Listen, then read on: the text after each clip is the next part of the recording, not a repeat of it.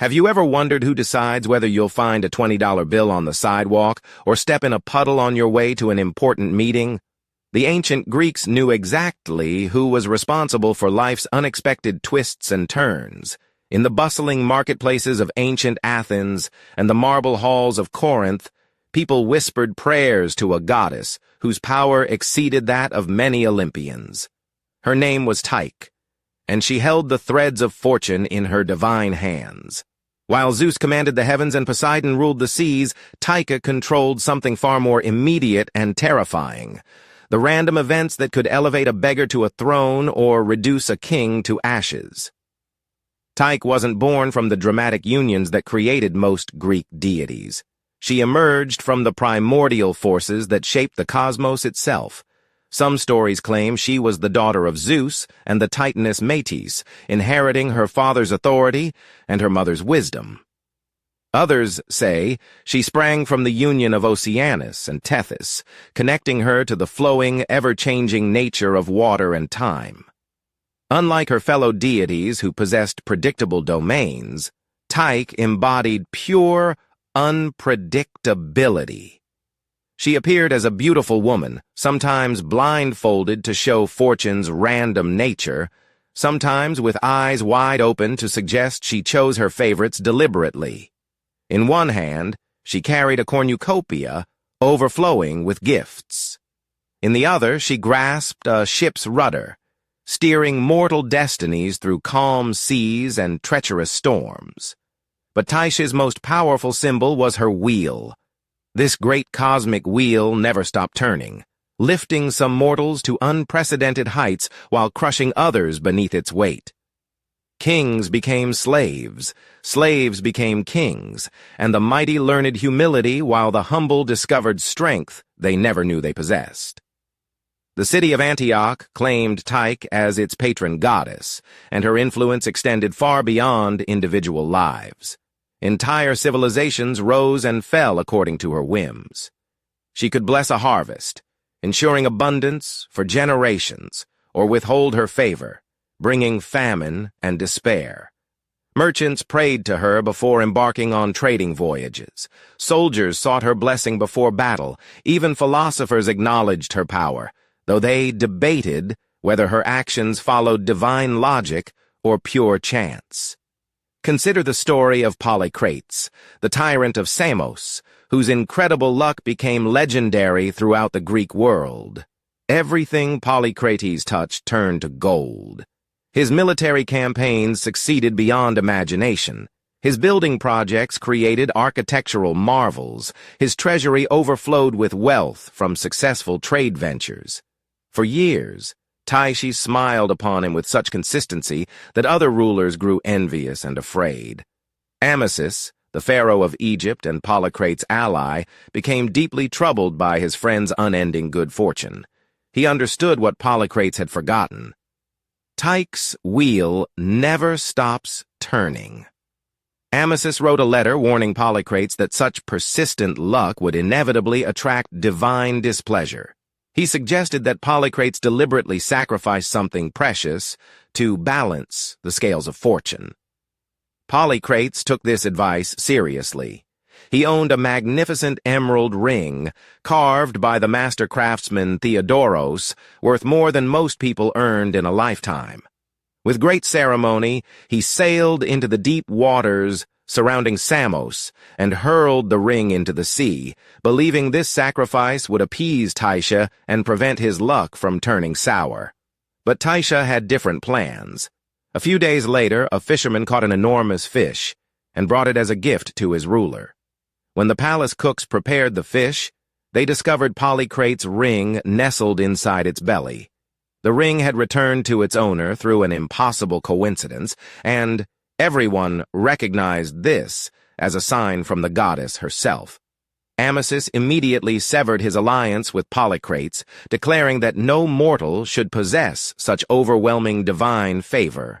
The pharaoh's fears proved prophetic. Soon after, Polycrates fell victim to a cruel deception. Oroetes, a Persian governor, invited him to a meeting with promises of great wealth and political alliance. Against all warnings from his advisors, Polycrates accepted the invitation.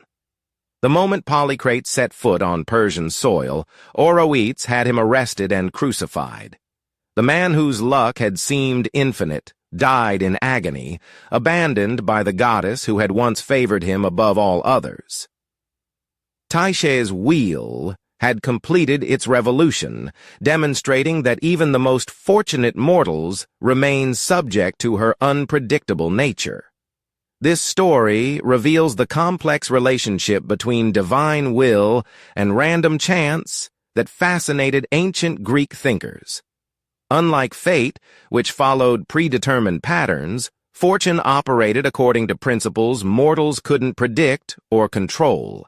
The Stoic philosophers taught that wise people should accept whatever Tyche brought them, finding peace through understanding their powerlessness over external circumstances.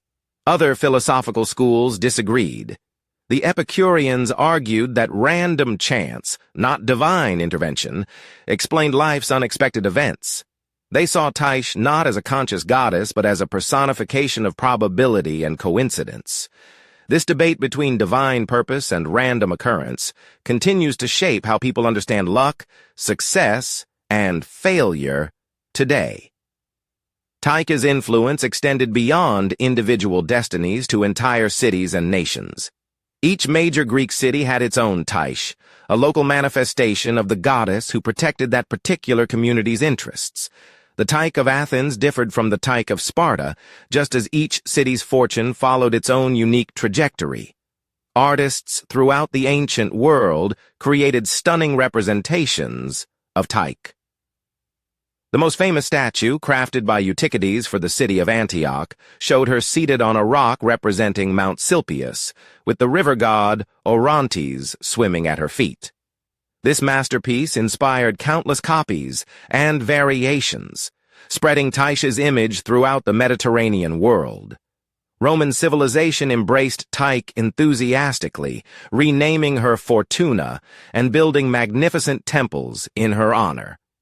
The Romans understood that their empire's success depended not only on military might and political skill, but also on fortune's continued favor.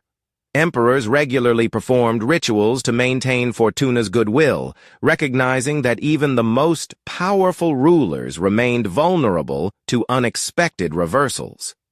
Modern people might not pray to Tyche by name, but her influence permeates contemporary culture.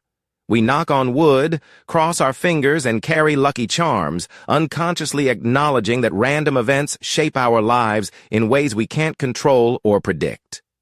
Professional athletes perform elaborate pre-game rituals, hoping to influence outcomes that ultimately depend on countless variables beyond their preparation and skill. The financial markets embody Tyche's ancient power in modern form. Investors study charts and analyze data, seeking patterns that might predict future performance. Yet market crashes and unexpected windfalls remind everyone that fortune still spins her wheel, creating millionaires and bankrupting the overconfident with equal ease. Tyche's greatest lesson transcends specific religious beliefs or cultural practices.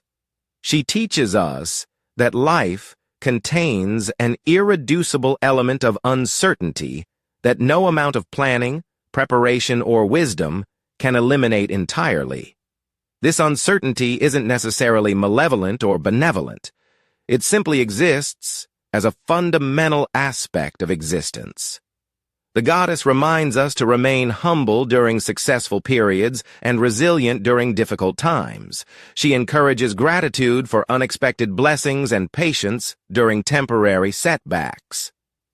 Most importantly, she demonstrates that fortune's wheel keeps turning for everyone, regardless of their current circumstances. In our age of advanced technology and scientific understanding, Tyche's ancient wisdom remains remarkably relevant. We may have mapped the human genome and sent rockets to Mars, but we still can't predict which lottery ticket will win or which startup will become the next global phenomenon. The goddess of fortune continues to spin her wheel, reminding mortals that some aspects of existence will always remain beyond human control or comprehension.